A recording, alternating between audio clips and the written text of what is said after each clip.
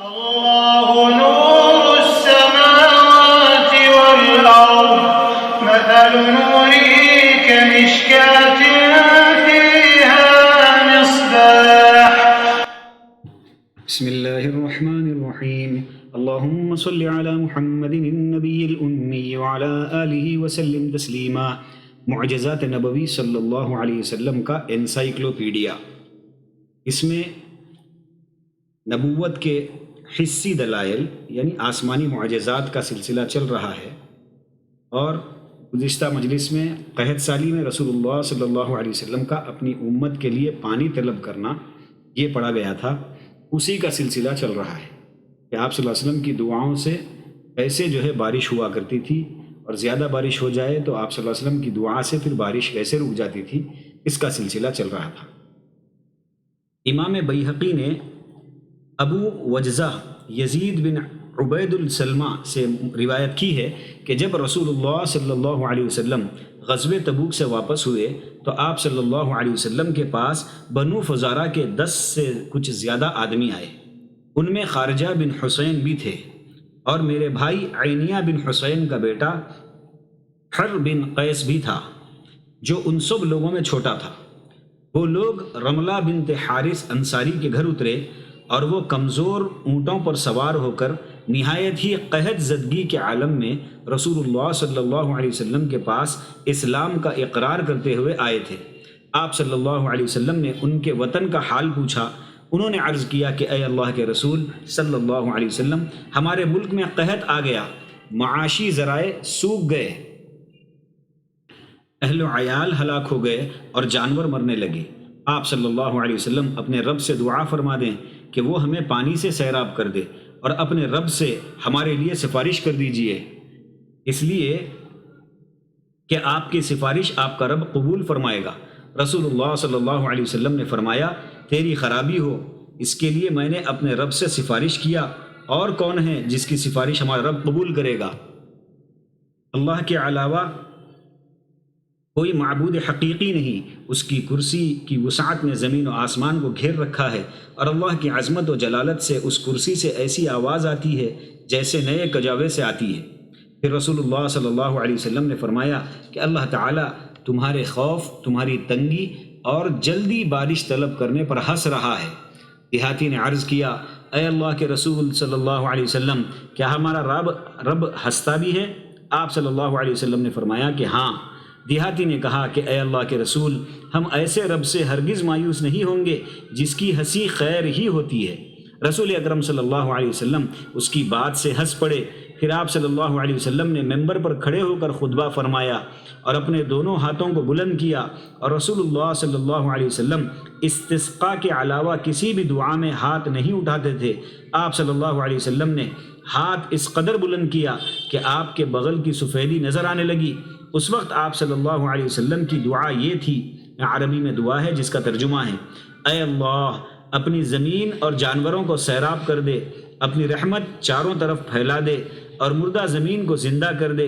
اے اللہ ہمیں مدد کرنے والی، خوشگوار، سبز کرنے والی زیادہ بارش عطا کر، جلدی سے دیر سے نہیں، نفع بخش ہو نقصان دہ نہیں. اے اللہ رحمت کی بارش ہو عذاب کی نہیں، اور نہ تباہ کرنے والی ہو، نہ غرق کرنے والی، اور نہ مٹا دینے والی. اے اللہ ہمیں بارش دے اور دشمنوں کے خلاف ہماری مدد فرما. اس کے بعد ابو لبابہ عبد المنظر کھڑے ہوئے اور عرض کیا، یا رسول اللہ صلی اللہ علیہ وسلم، کھجور مربد، کھجور خشک کرنے کی جگہ اس کھجور مربد میں ہیں. تو رسول اللہ صلی اللہ علیہ وسلم نے فرمایا، اے اللہ ہمیں بارش دے. پھر ابو لبابہ نے 3 مرتبہ یوں کہا، کھجور مربد میں ہیں. ان کی اکتاہٹ دیکھ کر رسول اللہ صلی اللہ علیہ وسلم نے یوں دعا فرمائی، اے اللہ ہمیں اس قدر پانی دے کہ ابو لبابہ ننگے بدن ہو جائے اور وہ اپنے مربد کا سوراخ اپنے ازار سے بند کرے. راوی کہتے ہیں کہ اللہ کی قسم آسمان میں کوئی بادل یا اس کا ٹکڑا نہیں تھا، اور مسجد نبوی صلی اللہ علیہ وسلم اور صلع جو مدینے کے پہاڑ کا نام ہے اس کے درمیان کوئی گھر بھی نہیں تھا. یکایک صلع کے پیچھے سے ڈھال کی مانند ایک بادل نمودار ہوا. جب وہ آسمان کے بیچ میں آیا تو پھیل گیا اور لوگ یہ منظر دیکھ رہے تھے۔ پھر وہ بادل جھوم کر برسنے لگا۔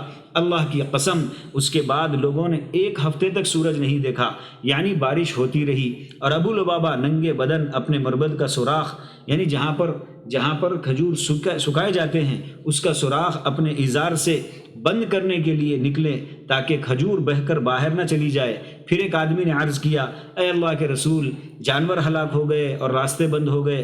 رسول اللہ صلی اللہ علیہ وسلم ممبر پر کھڑے ہوئے اور دعا کے لیے اپنے ہاتھوں کو اس قدر اوپر اٹھایا کہ آپ کے بغل کی سفیدی ظاہر ہو گئی۔ پھر یوں دعا کی، اے اللہ ہمارے ارد گرد برسا اور ہم پر نہ برسا، اے اللہ ٹیلوں، پہاڑوں، وادیوں اور گھاس اگنے کی جگہوں پر برسا۔ دعا کرتے ہی بادل مدینے سے کپڑے کی طرح پھٹ گیا۔ اور یہ روایت مسلم الملائی کی روایت کے مشابہ ہے جسے انہوں نے انس رضی اللہ عنہ سے روایت کی ہے، اور اس کے بعض جز کا شاہد سنن ابی داؤد میں ہے اور بعض کا شاہد ابو رزین عقیلی کی حدیث میں ہے، واللہ اعلم۔ رسول اللہ صلی اللہ علیہ وسلم کا غزوہ تبوک میں پانی طلب کرنا۔ استسقاء کا واقعہ غزوہ تبوک میں بھی راستے کے دوران پیش آیا تھا، جیسا کہ عبداللہ بن وہب نے عبداللہ بن عباس رضی اللہ عنہما سے روایت کی ہے کہ حضرت عمر بن خطاب رضی اللہ عنہما سے پریشانی کی گھڑی کے متعلق دریافت کیا گیا تو انہوں نے جواباً فرمایا کہ ہم شدید گرمی میں تبوک کی طرف روانہ ہوئے اور ایک جگہ قیام کیا، وہاں ہمیں سخت پیاس لاحق ہوئی، حتیٰ کہ ہم نے گمان کیا کہ عن قریب ہماری روح پرواز کر جائے گی۔ ہم میں سے ایک آدمی کجاوا تلاش کرنے کی غرض سے نکلتا، لیکن وہ اسے نہیں پاتا اور پیاس کی شدت سے لگتا کہ اس کی روح نکل جا رہی ہے۔ پھر ایک آدمی اپنا اونٹ ذبح کرتا اور اس کا گوبر صاف کر کے اس کا پانی پیتا اور اس کے بقیہ کو اپنے سینے پر رکھ لیتا۔ حضرت ابو بکر صدیق رضی اللہ عنہ نے عرض کیا، یا رسول اللہ صلی اللہ علیہ وسلم، اللہ تعالیٰ آپ صلی اللہ علیہ وسلم کی دعا قبول فرماتا ہے، آپ ہمارے لیے دعا فرما دیجیے۔ آپ صلی اللہ علیہ وسلم نے فرمایا، کیا تم اسے پسند کرتے ہو؟ ابو بکر رضی اللہ عنہ نے کہا کہ ہاں۔ چنانچہ رسول اللہ صلی اللہ علیہ وسلم نے اپنے ہاتھوں کو آسمان کی طرف اٹھایا اور ابھی ہاتھوں کو واپس بھی نہیں کیا کہ بادل سامنے آیا اور خوب جھوم کر برسا۔ جو لوگ اور جانور آپ صلی اللہ علیہ وسلم کے ساتھ تھے وہ تمام اچھی طرح سیراب ہو گئے۔ پھر ہم دیکھنے کی غرض سے نکلے، لیکن ہم نے آسمان کو لشکر سے تجاوز کرتے ہوئے نہیں پایا، یعنی اتنی ہی دور میں بارش ہو رہی تھی کہ جتنا لشکر تھا اتنی ہی دور میں بارش ہو رہی تھی۔ امام بیہقی نے دلائل النبوہ میں 231/5 میں اس کو روایت کیا ہے، اور ہیثمی نے اسے مجمع الزوائد میں ذکر کیا ہے اور کہا ہے کہ بزار اور طبرانی نے اوسط میں اس کو روایت کی ہے۔ یہ سند جید اور قوی ہے، لیکن اصحاب کتب ستہ نے اس کی تخریج نہیں کی۔ اور واقدی نے کہا کہ اس غزوے میں مسلمانوں کے ساتھ 12,000 اونٹ اور اسی مقدار میں گھوڑے تھے اور 30,000 مجاہدین تھے۔ واقدی ہی کا قول ہے کہ اس غزوے میں بارش برسنے کی وجہ سے زمین پانی سے ریل پیل ہو گئی، یہاں تک کہ تالاب ایک دوسرے میں بہہ کر مل گئے، اور یہ واقعات سخت گرمی کے دنوں میں پیش آیا۔ آپ صلی اللہ علیہ وسلم پر اللہ کی رحمت و سلامتی نازل ہو۔ اس معجزے کی طرح اور بھی کئی معجزے صحیح حدیث میں مذکور ہیں، وللہ الحمد۔ امام بخاری نے انس بن مالک رضی اللہ عنہ سے ایک روایت نقل کی ہے کہ جب لوگ قحط میں مبتلا ہو جاتے تو عمر بن خطاب رضی اللہ عنہ عباس بن عبد المطلب کے ذریعے پانی طلب کرتے اور کہتے کہ اے اللہ، ہم تیرے نبی کے ذریعے پانی طلب کرتے تھے تو تو ہمیں پانی دیتا تھا، اور آج ہم اپنے نبی کے چچا کے وسیلے سے تجھ سے پانی طلب کرتے ہیں، تو ہمیں سیراب کر دے۔ راوی کا بیان ہے، چنانچہ لوگ سیراب کیے جاتے۔ امام بخاری اس حدیث کو روایت کرنے میں منفرد ہیں۔ اللہ سبحانہ وتعالی ہم تمام کو نبی پاک صلی اللہ علیہ وسلم کی عظمت کرنے کی توفیق نصیب فرمائے، نبی پاک صلی اللہ علیہ وسلم کی محبت عشق کے درجے میں ہمارے دلوں کے اندر اللہ سبحانہ وتعالی راسخ فرمائے، پیوست فرمائے، آپ صلی اللہ علیہ وسلم کی سنتوں پر چلتے ہوئے زندگی گزارنے کی توفیق نصیب فرمائے، نبی پاک صلی اللہ علیہ وسلم کے دست مبارک سے حوض کوثر سے جام کوثر نصیب فرمائے، اور آپ صلی اللہ علیہ وسلم کا پڑوس ہم تمام کو آخرت کی ہمیشہ کی زندگی میں نصیب فرمائے۔ وآخر دعوانا ان الحمد للہ رب العالمین۔